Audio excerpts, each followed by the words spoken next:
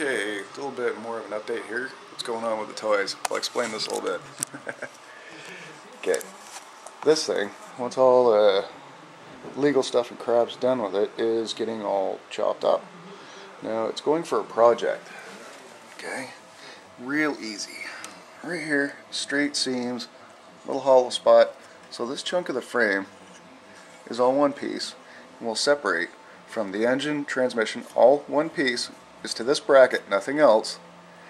The suspension, of course, you know, kickstand, everything, it all comes one piece, separated from the rest of it, which is going to be really handy because just lob it there. It's going into this. Dan was cool enough to hook me up this. So it's going to be a lowrider. The seat's getting chopped right here, so the actual seat will be here. I'm going to do like, I don't know if you'd call it like a springer or a bobber. It's going to be a hinge here. These shocks will be left on the forks. There you go. Little easy bracket on the back. Suspension on the seat, so it's not so hard on your butt. It is a hardtail. But yeah, no suspension on the front. Eventually, I'd like to make a springer front end from that. I've seen guys do it with really light little bikes. You bend up wrought iron square rod, you know what I mean? Do your springer pivots right here and chrome them. They look really cool and they're super light. Now, eventually, there's going to be a full-size bike tank on here, gas tank, underneath the two-stroke tank, so it's all good to go. I want to keep the big fat back tire. I'm looking for other rims for that too. I don't know, different ideas for that. I don't know, that'll come in time. After this stuff gets done, oh, by the way, when this is done,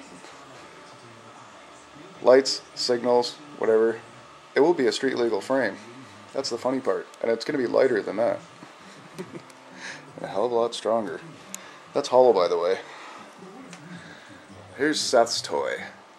If anybody knows of a cheap block like a 185 4-stroke or a 250 2-stroke in the London area, let me know. He's got this killer little pedal cart he found I don't know where. But we were thinking this would be priceless. To lift the front end piece here, put some blocks on, like under the front, because it separates off the frame. Lift it up, pack the motor in here, get rid of all this, the shifter piece, put a small tank or something in there in the center, keep it centralized for the weight, right? But the cool part is the back axle, straight axle, chain drive, easy to mod, like whatever the heck you want to put with it. So we're putting a second axle in the back for two reasons. Secondary, like a swing arm, because there's no suspension here. Two, traction, because you'll have four-wheel biting in, posi. But the best part is, and I know you've all seen these, the belts will be able to fit from the little snow blowers. So it's gonna, in the winter, I'll be able to put two little tank belts on the back, and the seat's gonna be moved back here, so you have weight, so it'll bite. That's gonna be a fun little toy. Almost forgot. Okay, maybe this will kind of put it in perspective for you. Easiest way, if you like doing funky builds, like, I don't know, making the monster truck cars, you know, you put the car body on a truck 4x4 frame or whatever, and that, instead of measuring everything and taking like forever and a day and still getting the measurements off, filmmakers do this. Put things in perspective, okay? When you're taking a picture, put it against something solid like this. This is a filing cabinet. And I backed them up exactly the same. The moped and the chopper frame. Okay? Measure them, take overlap one picture over the other. Just simple, it doesn't gotta be perfect. Just a quick chop around what parts you want to move. Okay? The exhaust, the back forks, okay, whatever. Just overlap them. Man, it's like Windows paint. Come on. It's easy. Anybody can do it. Okay? Just save it as a picture. Gives you a clear idea of what you want, though, when you do them. Picture across here, straight across and straight down. You want to keep your photo dead center, because then you're at an exact 90. Then you'll get an accurate placement of where you, like, you know, you can take the picture, rotate it, move it, anywhere you want, and see how it'll fit without doing 50 bazillion measurements. It's a cool trick you learn. But anyway, here's about how the motor is going to set. I will have to do a little bit of patchwork here on the back, a little bit of welding just down to this down tube. Actually goes pretty far on the chopper.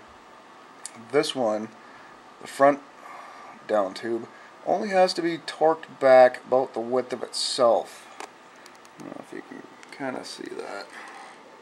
It's only got to go back a little ways because of that, and go in that bracket that I just showed you earlier. I can chop the rest of the bracket off, kind of radius it, it'll still stay strong. Motor ain't going nowhere. And definitely through here, just quick slice, that's it. Because the actual downpipe, as you can see, like on that chopper frame, it arcs down and comes down to about here. So you got lots of room to play with. It's all good. You can hurt it. But there you go. Then you'll see just how low the motor and everything's going to sit when it's complete. Like I said, this is getting lobbed.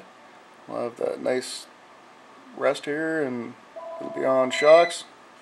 Good to go. Almost forgot to show you. I forgot my new little toy I got out of the pawn shop, like dirt cheap. Got this for like half price what they were asking, so basically like $100. That'll come in bloody handy for playing with frames. Definitely. If anybody knows how well these ones work, let me know. And I'm pretty sure I've seen these exact welders. You can get a kit for it for hooking gas to it. It's a hell of a lot better if you can have gas. They just, I don't know, they just weld better, period. And of course, the house is complete without a bike jack. Right?